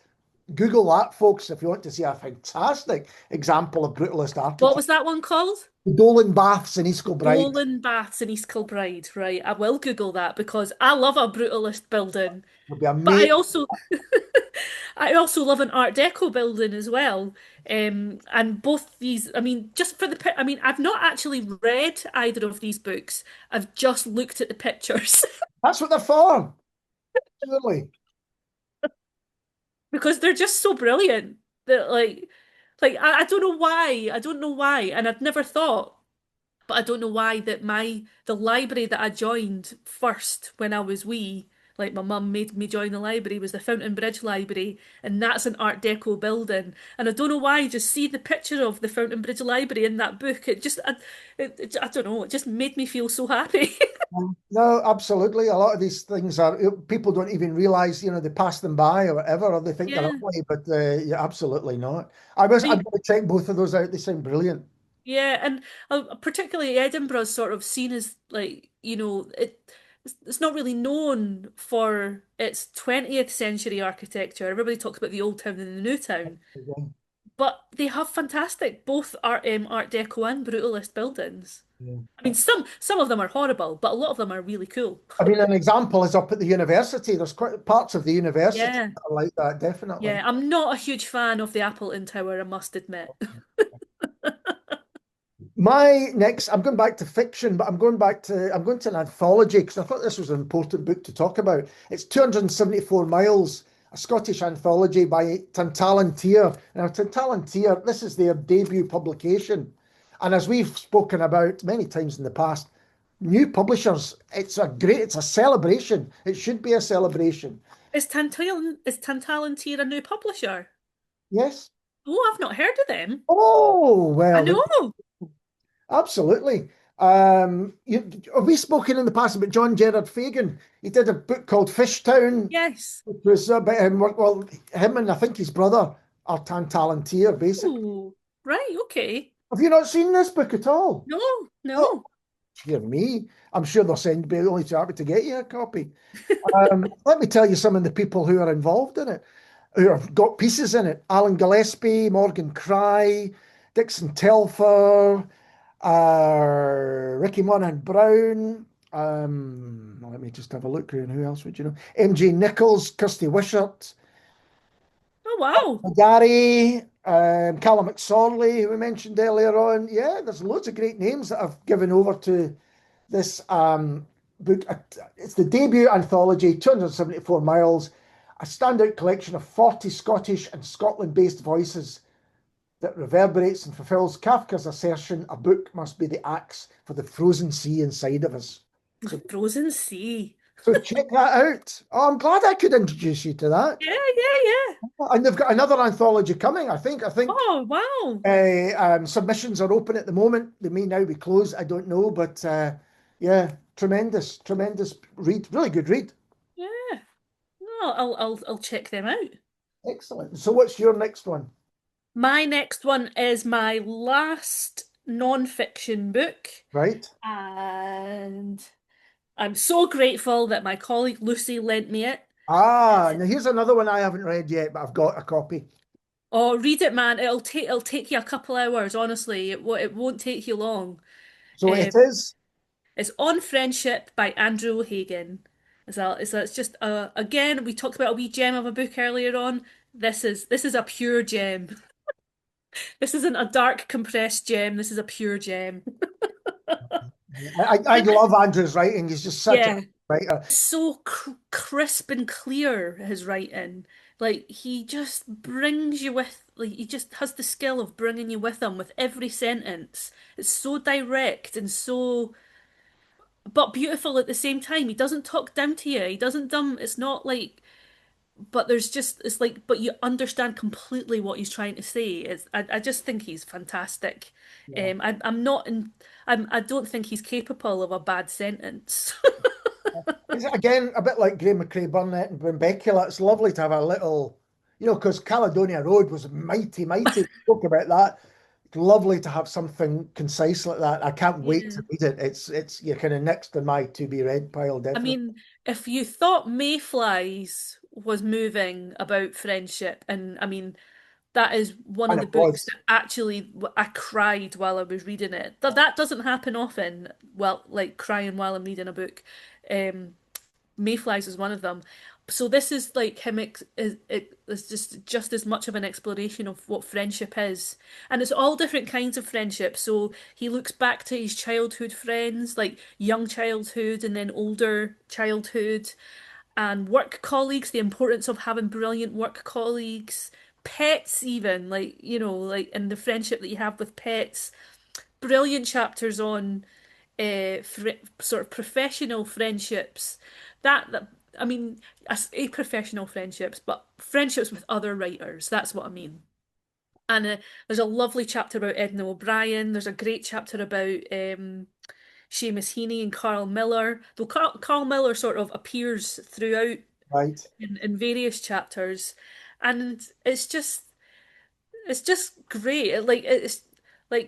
It's not just about friendship, but it's about fellow feeling and it's about generosity. I think there's just such a generosity of spirit in it, in how in how to be a true friend, you have to really accept somebody for who they are, warts and all, And I and think he that's can't be often too forgotten. prescriptive Yeah, about how absolutely. people should be.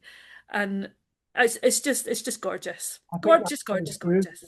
Um, and there's a charm to Andrew's writing, all of his Mm, writing, I think, that in other people you might think, wow, Clang, there's a name, Clang, there's another name. But I think there's an honesty about it as well. yeah. Who he is now and who he was I before. know, that's the thing. The thing about it, it's like, he feel like even though he feels thoroughly modern, he also feels like a bit of a throwback in the sense of what a writer was in the 20th century, in the way that they have like lots of adventures and meet loads of interesting people and all those kinds of things. Like his method of working, you don't, it's nowhere near. I mean, he obviously has to have those moments where it's just him in his room bashing away, but like you feel like his writing life is much bigger than him and his desk as well. He continues to live life. I think that's that. Yeah, Again, this is me dropping his name now, but I did a book event with him a couple of years ago at Paisley Book Festival, and he said that, often there's shirts of his that have got things written on the cuffs because he'll hear something and he'll get the pen out and write it on the cuff of his shirt. His very expensive shirt cuffs, I would I imagine. know it's always well turned out as Oh, Andrew. it's immaculate. And so I think you're right. There's a kind of throwback to even editing the London Review of Books. That's a title of someone from a different age, really. Is Yeah, editor at large. exactly. And like, what was I trying to say there? Like that sort of, I can't remember which writer said this.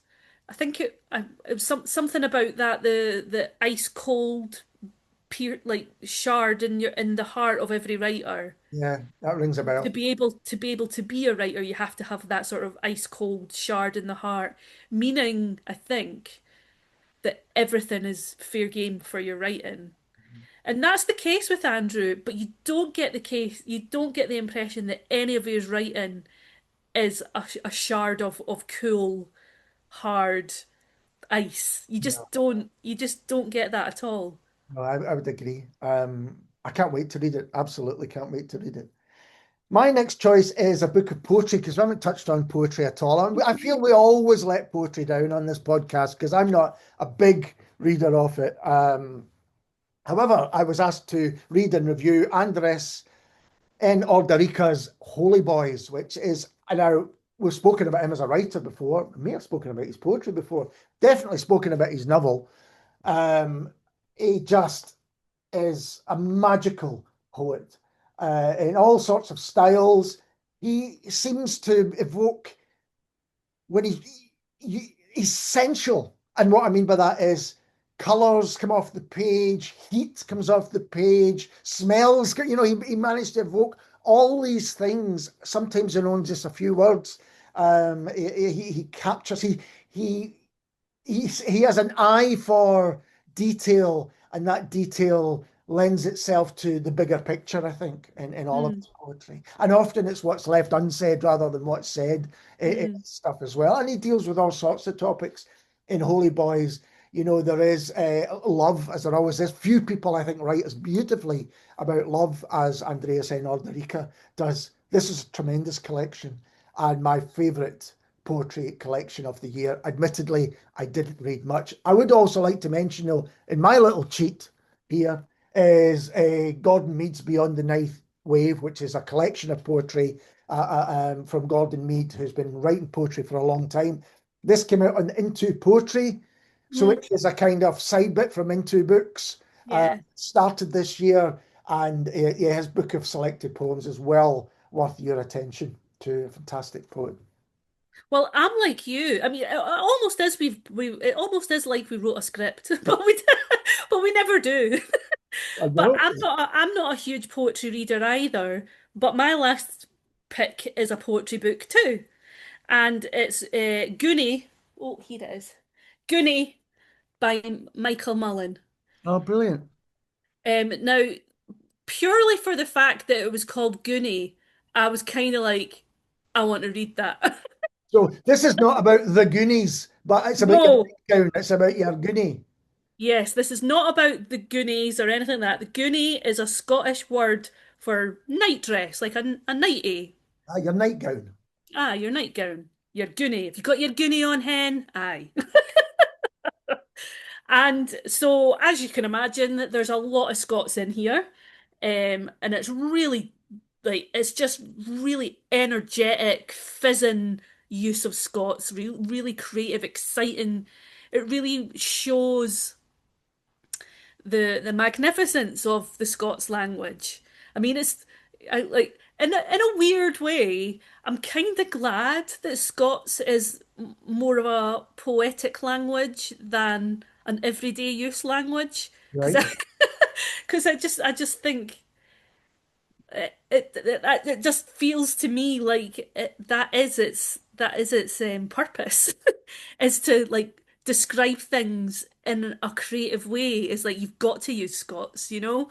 And Michael Mullen does that in spades, and he writes about just things that I recognize from my childhood and all that kind of thing, like family parties with like the slosh and vodka iron brews and all that kind of thing. And he writes a brilliant poem called Tenements about tenements. Just it's just real life in these poems, but written in such an energetic, defiant, beautiful way. He writes about love, he writes about hairdressers, he just writes about all the important things, to be honest. That sounds a great collection. I must check It that is. out. It's really life. It's full of life. I love it. So if we come to the final, my final choice, and I'm going to shock everyone who's known Scots Way over the years, but this is not a Scottish book. However, the first part of it is set in Scotland All right. and is one of the best pieces of writing I've read in not just this year, but many a year. That So, means it is Scottish. this is First. Patricia Lockwood's Will There Ever Be Another You? I've not I heard of this book. I reviewed it for the Skinny. It's my book of the year for the Skinny, and it's pretty much my book of the year, I think. So the first part is set in the American fairy pools and touchdown in Scotland from Chicago. I think that's where they take off from. A woman and her parents, and I think really kind of captures the kind of fantasy aspect. But you're thinking, is this person kind of losing their mind again? There's grief there. There is the backdrop of COVID too. And it reads like a short story. The first part reads like a short story, but very, very good short story. And I would recommend it for that. But then as the book goes on, there's lots of references to culture, popular culture, but also high culture as well, and bringing together the two. There's lots of mentions of Dostoevsky.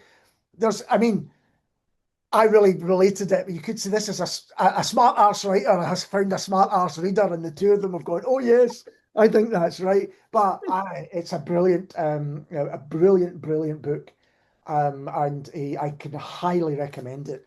And I What's do. it called again? It's called "Will There Ever Be Another You" by Patricia Lockwood, who is a huge star in America. Sally Rooney, the New Yorker, that's who's given it the quotes on the cover. Um, no one is talking about this. Was a big worldwide bestseller, and the only book shortlisted for both the 2021 Booker Prize and the Women's Prize for Fiction. So she's known. I feel I should know this, and I really don't. Anyway, I didn't know anything about her before I got a proof copy to read, and I was just blown away, particularly by the first part of it and that section set in Scotland. So yes, I'm claiming it's a Scottish book. What the hell? Why not? I did say, while we haven't spoken about publishers more generally, apart from Tantil and Tier and stuff. But another publishers who have an incredible year are Charcoal Press. And I've had to read and review, I've not had to, I was asked to read and review a couple of their books again. And they are just sensational. They're Sensational. great. We love charcoal. Yeah, absolutely. Check out what they do because it's excellent. We have finished our 15 books, Vicky, but I I think know. you'd be right unless you mentioned a few things briefly, hopefully, and we can maybe get this under the 2 hours. that are coming up next year? Is there anything Oh, you there's want a to mention? well, Jenny Fagan's new book, new novel, Wait, can't The wait. Delusions. I'm really looking forward to. Boyhood, the new David Keenan book. Really Yes. looking forward to that too. Um, there's a couple of books that I'm looking forward to. They're both debuts. There's one called The Bad Bad Place by Frances Crawford, I think it is, and Oh, it's a that name rings a debut. bell. That name rings a bell. And it's I think it's going to be one of the best crime books in Brilliant. 2026. It sounds really interesting. It's set in 1979, which I've always got a soft spot for.